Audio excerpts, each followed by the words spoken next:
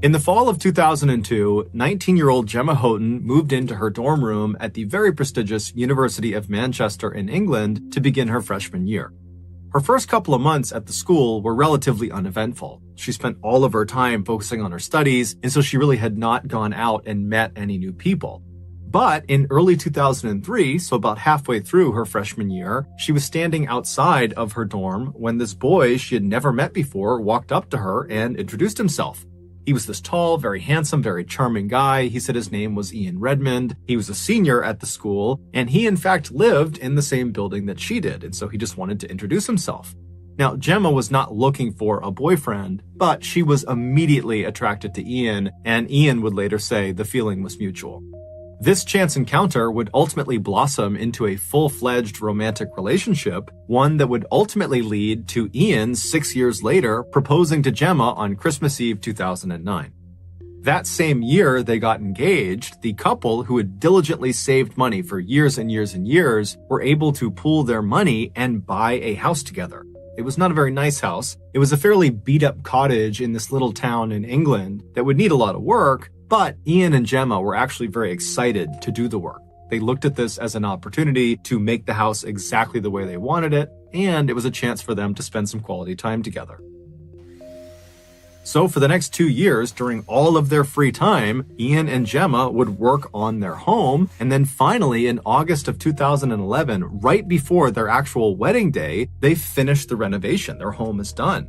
And so they get married, and then literally right after their wedding, instead of going right into a honeymoon, they just moved right into their dream home that night. And so for the next couple of days, the newlyweds got to enjoy being husband and wife for the first time inside of their dream home, and then it was time to go on the honeymoon. In addition to having set aside money for the down payment on their home, the couple had also set aside money for this honeymoon. They wanted it to be an amazing vacation. And so what they decided to do for their honeymoon was to go to Seychelles, which is this island nation in the Indian Ocean, which many say has the most beautiful beaches in the world. So on August 10th, the couple hops on a plane and they fly to Seychelles. And when they land, they check into their resort, which is this unbelievable place that overlooks this perfect beach with white sand and crystal clear waters. And then after getting checked in, the couple goes down to a restaurant and they're having a bite to eat. And as they're sitting there, they're probably thinking to themselves, this is going to be the best vacation ever. During the first week of their trip, the couple was very active, spending lots of time exploring the island and going out on different excursions and going to lots of restaurants. They were just all over the place. And so come Tuesday, August 16th, which was the start of their second week and final week of this honeymoon, the couple was kind of tired from all the activity. And so they decided they would just have a lazy day at the beach that day.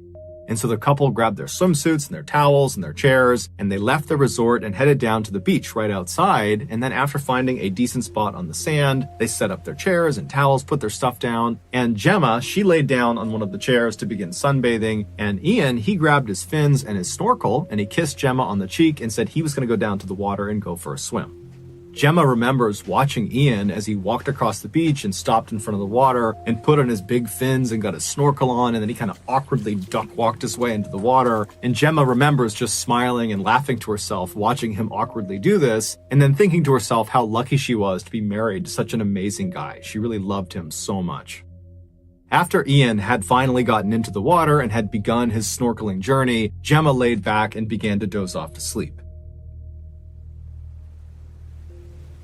A little while later, though, Gemma suddenly woke up to the sound of what almost sounded like someone sneezing really, really loudly. And so instinctively, she sat up and scanned the waterline for her husband, but all she saw were other tourists in the water swimming and snorkeling and doing all sorts of stuff. She couldn't find Ian. And then she heard a male voice calling out for help, and it was coming off to the right towards the top of the beach, pretty far away from her. And she turned and she saw Ian. Ian was about 60 feet off of the sand, so he's well out into the water, and he appeared to be kind of hunched forward with his arm kind of in the water, and he's waving his other arm in the air. It was like he was stuck on something, and before Gemma could get up and run to him or help him in any way, Ian just begins to scream at the top of his lungs. When Ian began screaming, there was a surgeon who was also on vacation at this beach who was in a boat near where Ian was. He hears the scream and he boats over to Ian, and he and the guy who was in the boat with him manage to pull Ian out of the water. They get him on the boat, and Ian is alive and he's conscious, but he is missing his entire left arm. He's missing the majority of his left thigh, and there was a huge chunk missing from his midsection. It would turn out Ian had been attacked by a bull shark, one of the most aggressive sharks in the world. That sneezing sound that Gemma had heard that had startled her awake was the sound Ian had made through his snorkel when the shark bit down on him. The surgeon rushed Ian to the shore and pulled him out and got him onto the sand and began trying to save his life. At the same time, Gemma had come running up the beach and she managed to push through the quickly forming crowd, and she drops down next to her husband. And Ian at this point is alive and he's conscious. He's very badly hurt, but he's looking up and he's clearly making eye contact with Gemma. And Gemma, she's looking down at her husband and she's making clear eye contact with him. And they don't really say much. It was like this horrible moment where all they could do was just be in the moment together. And so during this kind of silent acknowledgement, Ian would ultimately pass away. It would turn out, over the past few weeks, there had been a rash of shark attacks at this beach, including one other fatal attack on another tourist.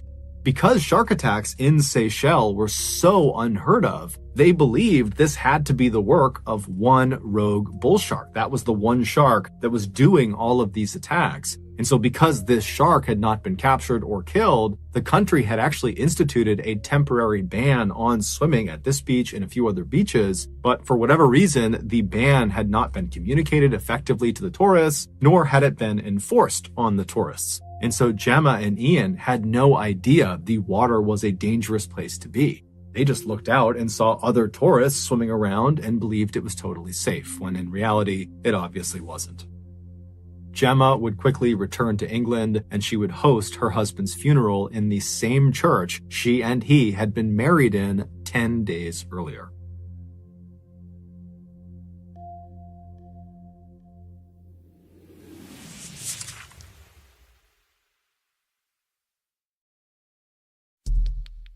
Our next story is called The Underwater Room.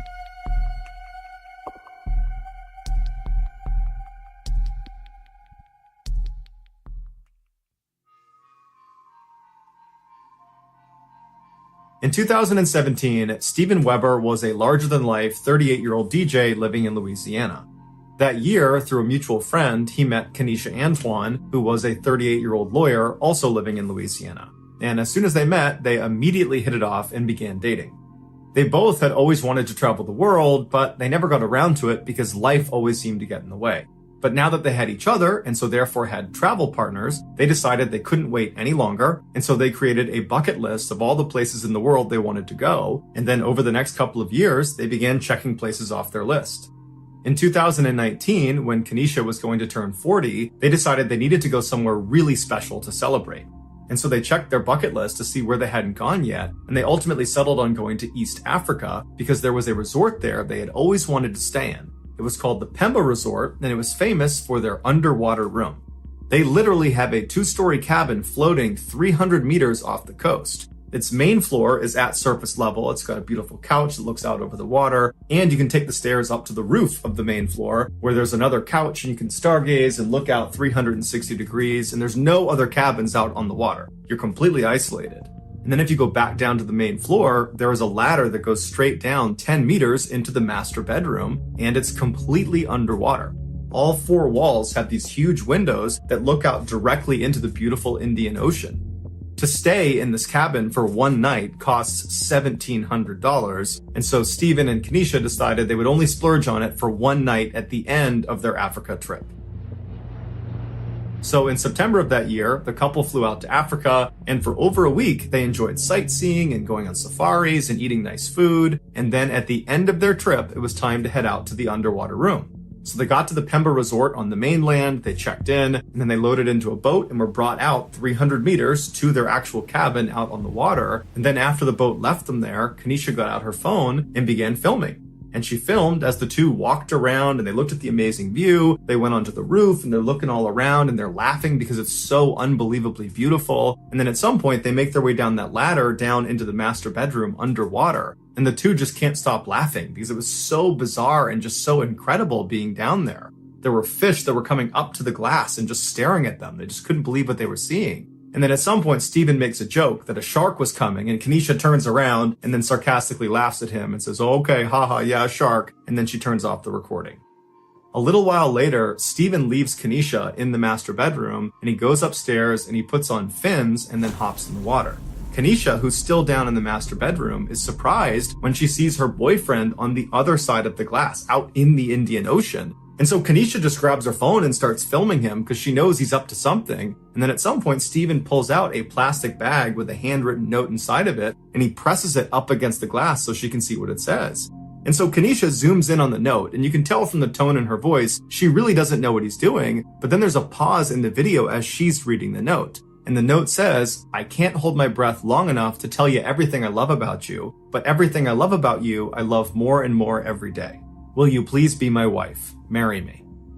Kenesha is so astounded at this proposal. You can tell she's almost crying. She's so excited. And so as she just continues to film him, Steven pulls out a ring and he holds it up to the glass. And now at this point, Kenesha is just beside herself. She couldn't be happier. And so Steven closes the ring box, he grabs the letter, and he swims up out of view back to the surface. And Kenesha turns off the recording, turns around, runs to the ladder, and climbs up to the main floor to give Steven her answer that yes, she would marry him. But when she got up there, she looked around and Steven wasn't up there.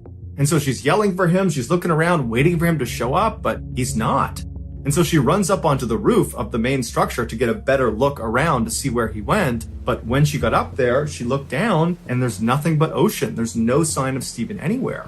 And so starting to panic, she runs back down to the main floor at surface level. And now she's frantically yelling for Steven, yelling for him to come up to the surface. Where is he? Where are you? But there's no response. Kenesha is all alone out in this cabin in the middle of the ocean. She has no way to contact anyone on the mainland, and so she has no idea what to do. She doesn't know if she should just jump in the water to go looking for him. She doesn't know if he's maybe playing a joke on her. She just doesn't know what's happening. And so she just reflexively begins screaming out for help, hoping that somebody will hear her and come help her find Steven. And after a little while, some boaters not too far away hear her yelling out for help. They come over and they, along with Kenesha, begin looking and they ultimately find Steven. But by the time they found him, it was too late. He had drowned. The details of exactly how he managed to drown or exactly where he was when they found him are not listed online.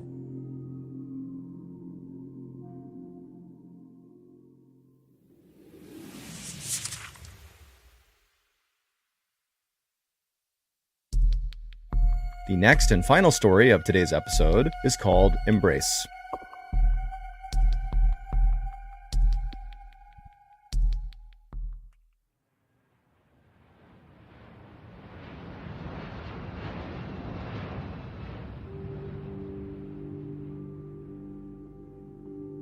On October 15th, 2003, a newlywed couple named Tina and Gabe Watson arrived in Australia for their honeymoon. They were both 26 years old and lived in Alabama, and neither of them made very much money. Tina worked in the kids department of a clothing store, and Gabe worked for his father at a packaging company. But Gabe's family had gifted this honeymoon trip to Australia to Gabe and Tina, and so the couple was so excited about it, and they had taken actually a whole year to plan this trip out. It was going to be the adventure of their lives. Once in Australia, the couple spent the first week in Sydney, which is one of the biggest cities in the country. They went on a river cruise, they visited the famous Sydney Opera House, and they went to see the koalas at the zoo, something Tina was very intent on doing because she loved animals. And then on October 21st, so 6 days into their big trip, the couple headed north to the city of Townsville, which is this beautiful beach town that's right near the Great Barrier Reef.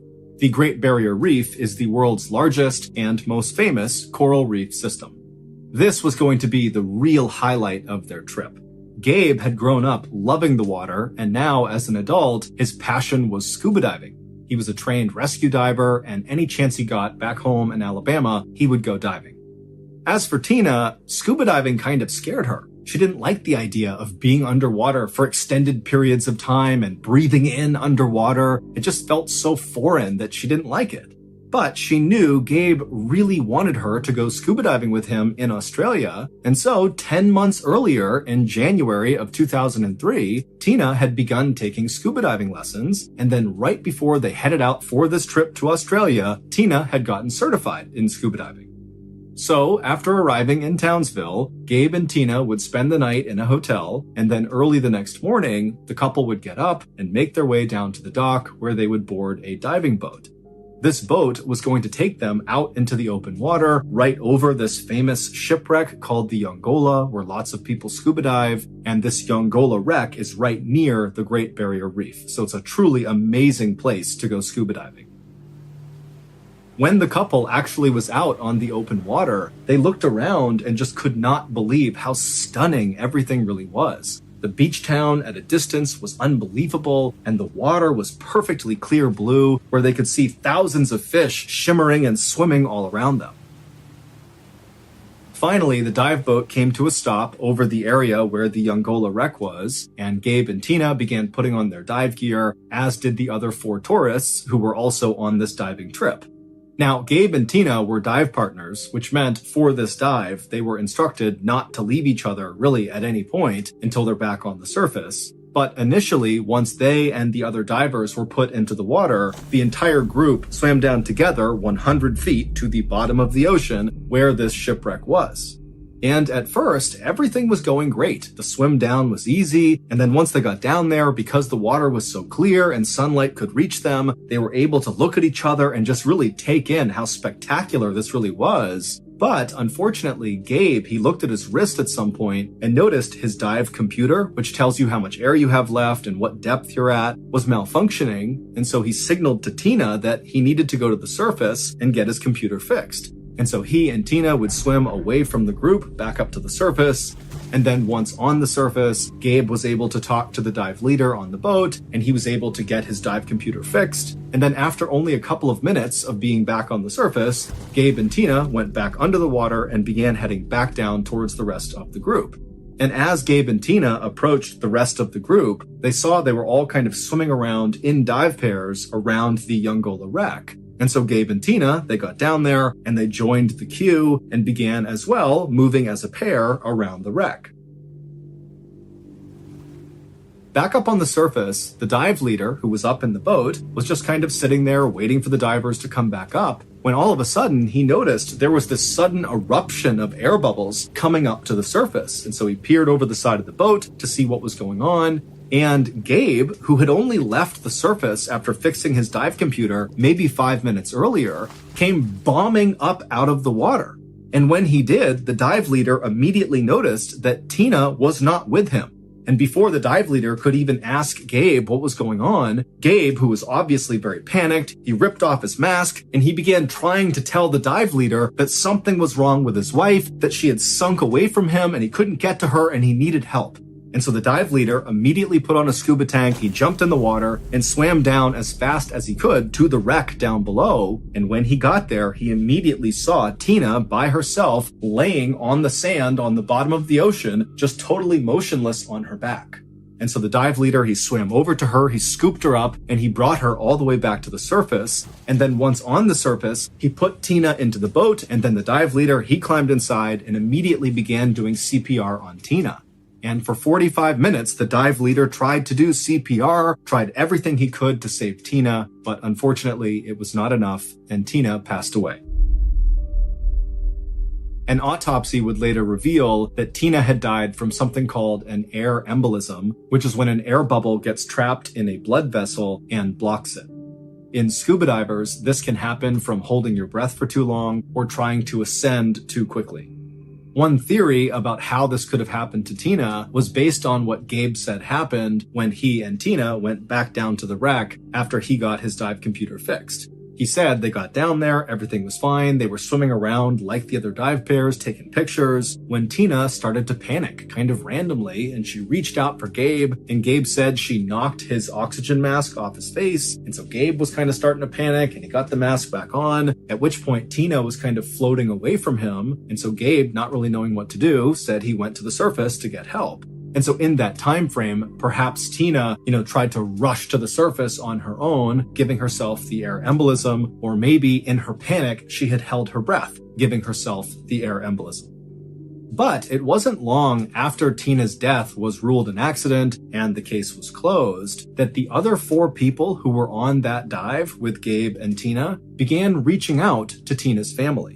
These divers had seen something very strange happen right around the time Tina died, and they felt like they had to tell someone.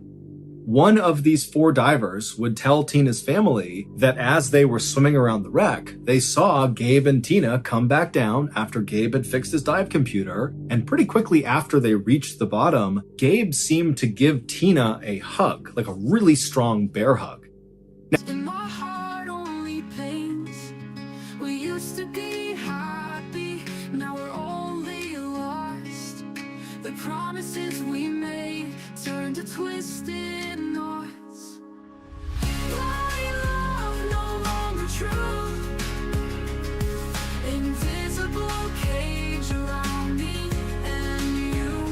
What happened to our dreams we used to chase? Now we're trapped in this empty space. I wish we could turn back to the days we laughed, but now we've built walls in a love that... Now, there's no reason any diver would hug another diver underwater, certainly not that hard, unless it was some sort of rescue attempt. And this diver who witnessed this told Tina's family that this did not look like a rescue attempt. It looked like Gabe was trying to restrain Tina, and Tina was trying to get away from Gabe. After a few moments of watching this, the same diver would see Gabe release Tina, and at that point, Tina would go limp and float to the bottom, and Gabe would rush to the surface where he would tell the dive leader that he had this emergency with his wife. This new information led Australian authorities to charge Gabe with murder.